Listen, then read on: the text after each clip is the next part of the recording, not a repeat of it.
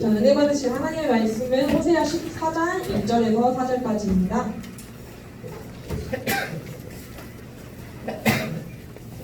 호세아 14장 1절에서 4절까지입니다. 성경책 있는 사람들은 성경책 펴서 확인해 주세요.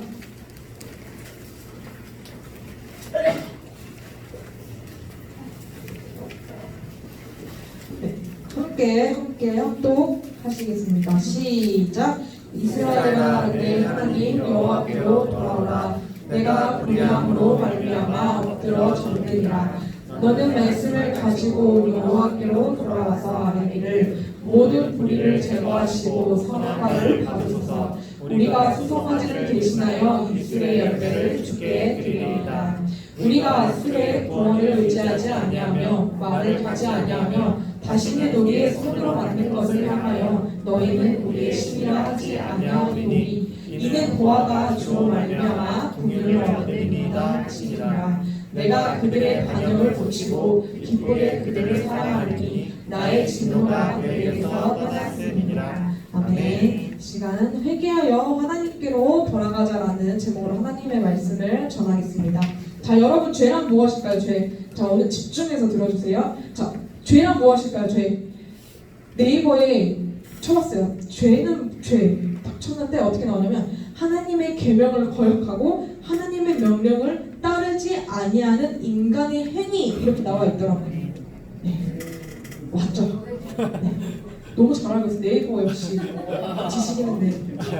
하나님께서 지으신, 자, 여러분, 첫사람 아담은 마귀에게 속아가지고 선악과를 먹으면 정령 죽으리라 이렇게 말씀하신 하나님 말씀에 불순종하여 선악과를 먹는 죄를 범하고 말았습니다. 자, 로마서 5장 12절을 보면 아담 한 사람이 죄를 범함으로 아담 안에서 태어나는 모든 인간은 다 죄인이 되었다고 했습니다.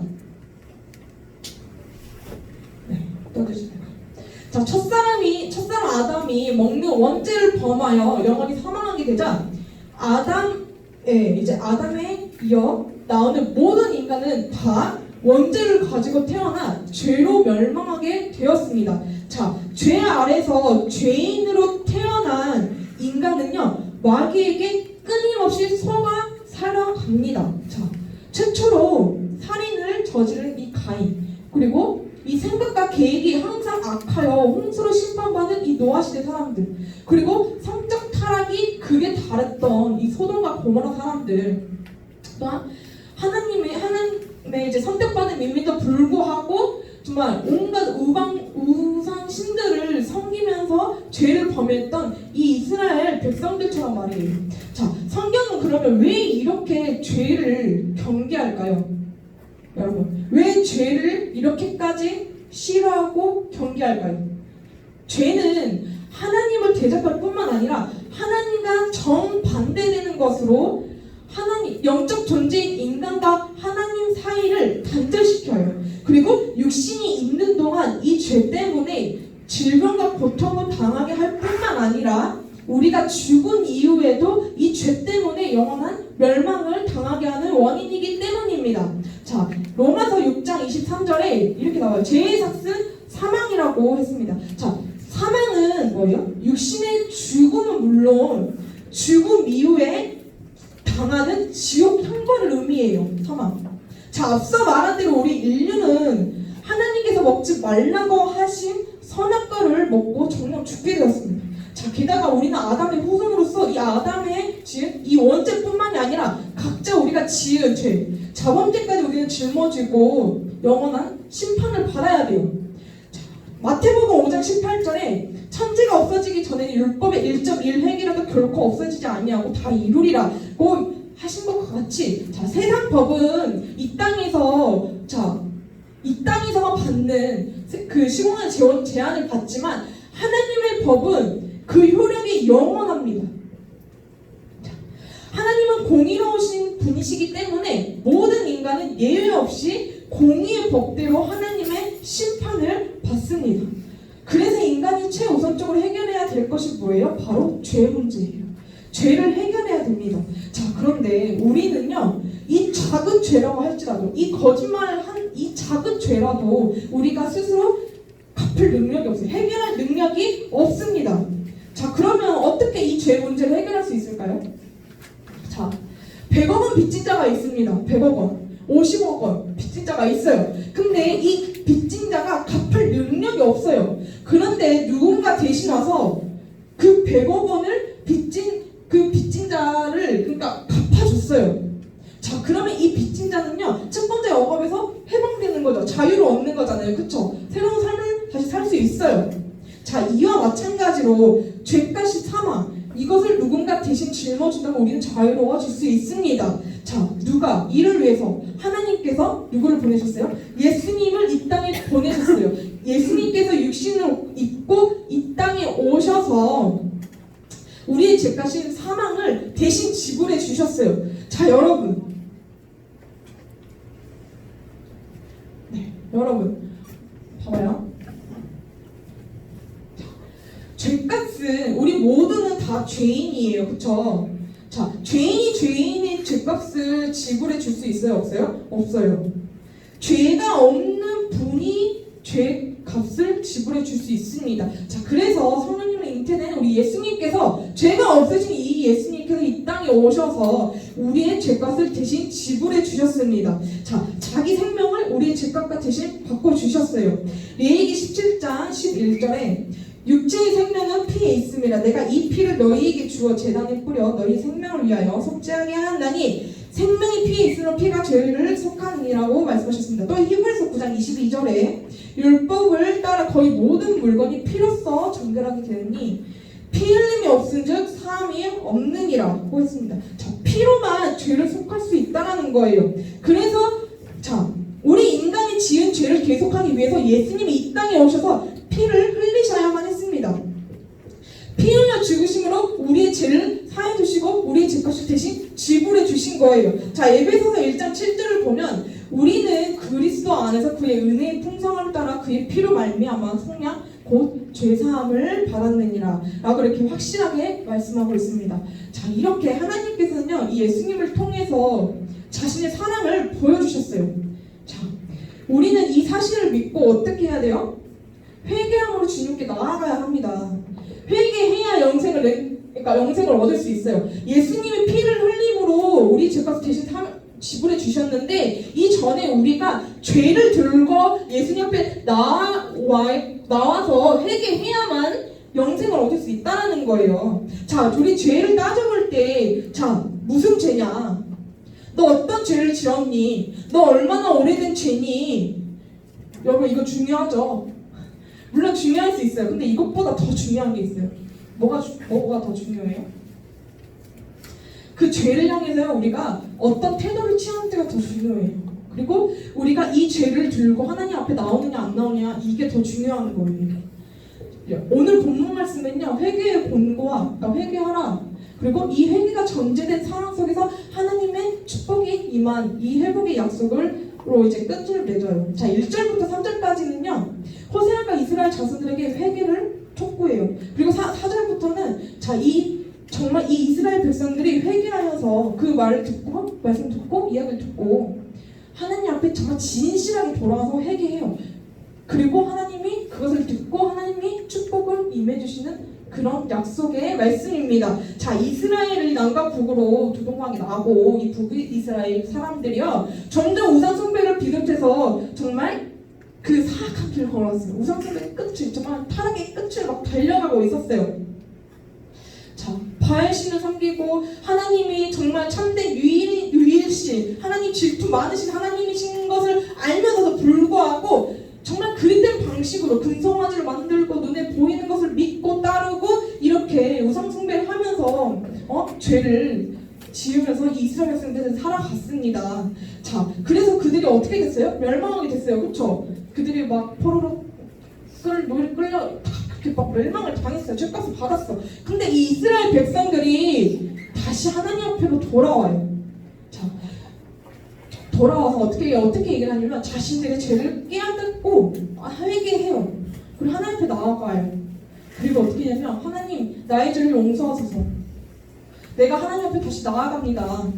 내가 하나님이 나의 참된 신임을 내가 믿습니다. 이제는 내가 세상에 나아가지 아니하고 내가 하나님만을 의지하면서 이제는 살겠습니다.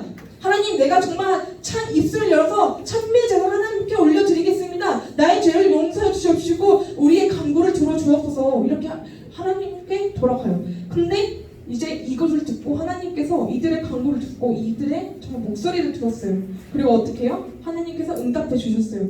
내가 너희의 마음을, 타락한 마음을 다시 고치겠다. 내가 너희를 다시 사랑하겠다. 내가 다시 너희를 보호하고 너희를 돌보고 내가 너희를 사랑함으로 정말 축복의 그 회복을 너희에게 주겠다라고 이렇게 말씀을 하세요. 그래서 너희가 다시 열매 맺는 삶으로 변화될 것이다. 이렇게 얘기합니다. 자, 여러분, 어떻게 하니까 이렇게 하나님의 축복이 임했어요? 회개했어요. 죄를 들고 하나님 앞에 나아왔어요. 회개할 때 역사가 일어나는 거예요. 회개 없이는 죄사함 못 받아요, 여러분. 예수님이 우리를 위해서 대신 피 흘려서 죄값을 지불해 주셨는데요. 우리가 그 사실을 믿고 우리의 죄를 날마다 예수님 앞에 나아가서 예수님 죄송합니다 이렇게 회개해야 우리가 영생을 얻을 수 있다는 거예요. 우리가 다시 일어날 수 있고 우리가 다시 자유할 수 있다는 거예요. 자, 성경은 곳곳에서 죄인을 향해 돌아오는 말씀을 전합니다. 엎드린 자들에게 회개하라는 하나님의 음성이 울려 퍼지고 있어요. 자, 우리는 이런 하나님의 음성에 귀를 기울이고 죄를 버리고 악을 멀리하고 하나님께 속히 돌아가야 합니다. 자, 예수님께서 공생애를 처음 시작하셨을 때, 그러니까 처음 사역을 시작하셨을 때 딱 첫 마디가 뭐였어요? 바로 회개하라였어요. 여러분, 에덴 동산에서 첫사람 아담이 죄를 범하고요. 하나님께서 하신 첫 음성이 담긴 의미도 바로 회개하라였어요. 여러분, 아담이 먹지 말라고 하는 이제 선악과를 먹고 두려워서 숨었잖아요. 그래서 그때 하나님께서 아담에게 뭐라 그래요? 아담아, 네가 어디에 있느냐? 이렇게 물어봐요. 여러분, 이것이 단지 하나님이 아담을 찾고자 하는 것이 아니에요. 어떤 의미가 담겼냐면, 아담아, 너가 죄를 범했니? 그러면 너가 내 앞에 나와서 그 죄를 가지고 내 앞에 나오렴. 회개해. 이 소리였어요. 여러분. 자, 이 회개하라는 것은요, 하나님의 사랑의 음성이에요. 자, 회개하는 순간 우리는 죄사함을 받고 예수 피의 공로로 말미암아 우리는 죄사함을 받고 자유를 받는 최고의 기쁨, 최고의 자유를 우리는 누리게 됩니다. 자, 지금도 하나님께서는요, 여러분들에게 회개하라고 말씀하고 계세요. 여러분. 자, 회개하라는 건 우리를 살리시는 하나님의 사랑의 목소리입니다. 우리는 회개하라는 목소리에 무릎 꿇는 사람이 되어야 해요. 그런데 내 자아가 내가 너무 살아있으니까 하나님의 회개하라는 이 말씀에도 불구하고 이것을 비웃고 무시하고 피합니다. 왜요? 하나님 말씀 앞에 나를 부인하지 못했기 때문이에요. 자, 왜 부인하지 못해요? 세상은 변했다고.